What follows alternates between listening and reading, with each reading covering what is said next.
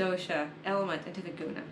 And from the guna, the atomic level, Ayurveda is a master at determining what the root cause is.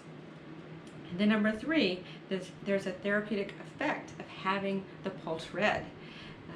Through this connection, there can be an enlivening of consciousness and a balancing effect on the physiology, because wherever you put your attention, prana flows. So our goal in pulse reading is to take the pulse with innocence and not to expect anything in particular.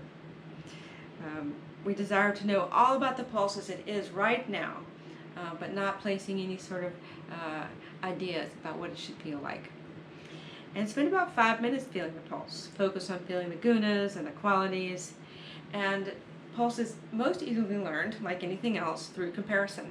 And so the best way to learn the pulse, because I can teach you theory of pulse, but to really learn the pulse, you need to take your pulse and take lots of other people's pulses. You need to take 10,000 pulses to become a pulse master.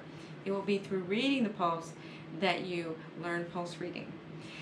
So through comparison means before and after a meal, before and after exercise, before and after meditation, before and after sleep, before and after elimination, and you're going to really feel what the gunas of the doshas rising and balancing and falling, and you'll be able to then recognize through comparison once you have practiced. So, for instance, let's say you're going to read your pulse before a meal. So the stomach and the GI tract at the Anabahashrotas is empty, and so you'll feel vata, which sets the stage for hunger. But while before Agni, Pitta comes in, and you feel just the vata in the pulse, it'll feel like this moving snake, maybe a little crow just sort of lightly tapping its beak on your finger. Feel subtle, and just constant movement that can escape you.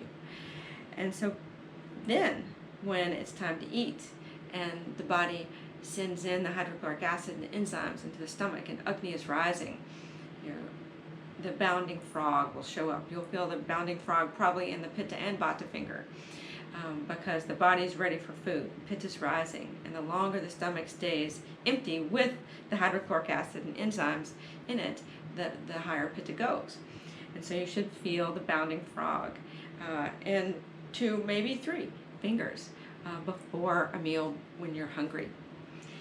And then take the time to spend 20 or 30 minutes eating a nourishing meal, chewing well, making sure that you really take in the nourishment and slow down so that we can feel the pulse after a meal that is digesting well. And so then after the meal, within the first hour, you should feel kapha, because kapha is heavy and the stomach is heavy with food, and so you should feel the slow paddling swan and the feeling of kapha in probably 2, maybe 3 fingers.